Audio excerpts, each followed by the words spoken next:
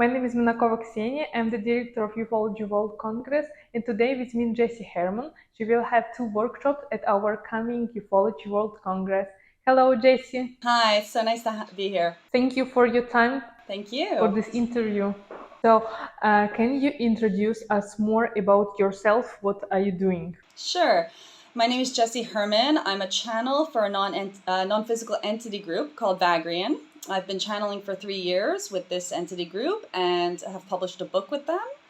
At the workshop at the Congress, I'm going to be channeling in one of the sessions in one of the workshops, and also talking about my relationship more in depth on how I came to be a channel, what channeling is a little bit, and a little bit more about this interesting form of communication with something greater than us. And tell us more about Vagrein, about your book. What is it about? Sure. So Vagrian came through in terms of channeling spontaneously, and sort of I hadn't trained to be a channel, but I did have like extrasensory abilities since the time I was a child, and through channeling with them for about a half a year, I was then instructed to put together the information that come through so far in the form of a book, and they told me how to organize it. And this book is kind of like a guide for how to head towards unity consciousness as a collective and as an individual. So it covers things like money, relationships, death, all kinds of topics, just in this very concise book, and has a lot of profound wisdom in it. Vagrian themselves are not necessarily extraterrestrial or from another dimension or angelic. They haven't really specified what they are specifically. They sort of claim that they're universal consciousness and part of all of us. So everyone really has access to this energy themselves as well. And how you realize that you have some powers that you are able to channel to do channeling. Right. Well, it was really almost like there was a pressure in my system to do this, to speak in this way for a very long time, and I really didn't want to be a channel. I wanted to just have a normal life. I wasn't interested in pursuing this kind of work by any means. I was an artist before, and I got so fed up of having this energy, this pressure in my system, that one day I just said, you know what? Whatever's going on, I'm going to try it out, and I'm going to prove to the universe that I'm not a channel. This is not going to work. This isn't who I am. And instead, I ended up being able to channel immediately. So after a little bit of encouragement from seeing that it worked and that this was something that, was coming through me, I realized it was something that I had to do, is my calling. So that's how I kind of became a reluctant channel. And how do you help people with the channeling? Maybe they come to you with some questions or Yes, people come with all kinds of questions. People in all kinds of walks of life come and they ask the questions that they can't or don't really find answers to here on the physical plane. Like, why am I here? What's the next step for me? Why did this thing happen to me in my past? Those kind of really profound questions that we don't easily have answers to.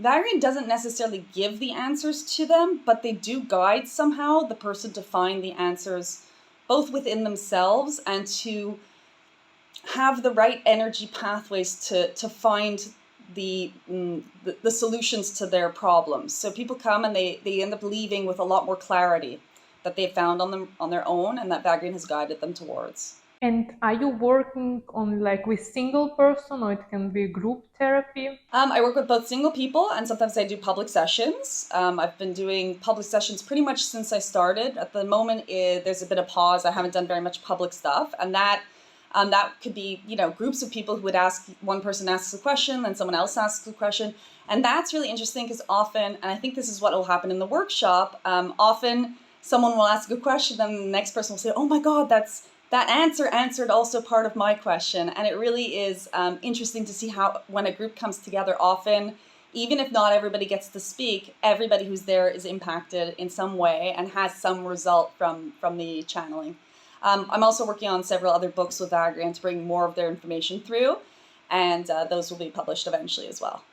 Who gives you the answer for the people's question? I don't have the answers. When I'm channeling, I'm in full trance state. So honestly, I hear the transmissions only when I listen back to them in recordings.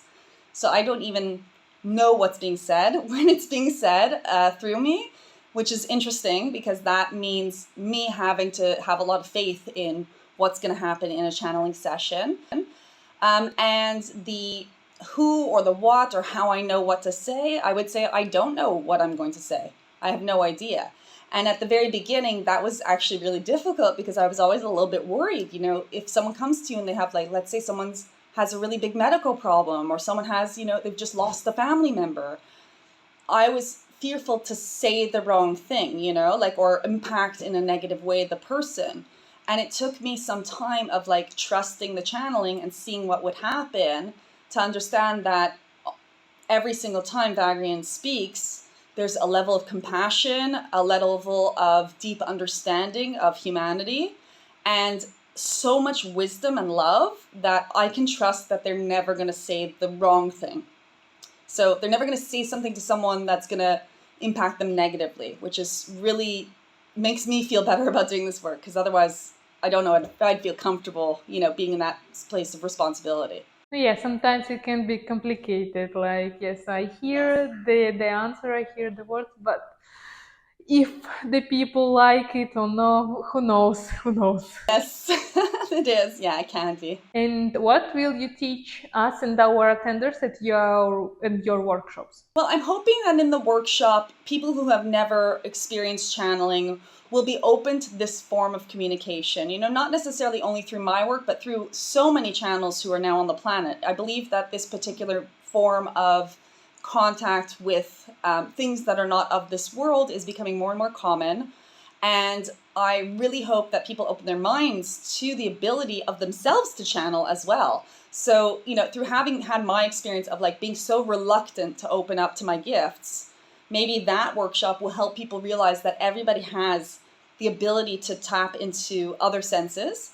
And then with the channeling workshop itself, I hope not only that people will enjoy whatever answers they come to receive during the channeling, but that in seeing how channeling is and feeling the transmission in person, they'll have an experience that will open their minds to, hey, we do have contact directly ourselves with something greater. You know, and this Congress, I mean, you know, a lot of channeled material is what you would consider extraterrestrial. And so I think that, you know, your target or the people that will be there will be interested in maybe experimenting with their own contact. You know, it doesn't need to be physical contact to have contact with sources outside of our human experience. This is, to be honest, very exciting because I never experienced channeling. Very, very interesting to ask you some questions from inside, and what answer will I receive? Very interesting. Yes, I'm excited about your excitement. Soon we will try. Thank you, Jessie, very much for attending our interview. I wish to see you soon at our Congress, and we invite you to join us this September 9th, 10th, and 11th in Barcelona, and Jessie will answer all your questions.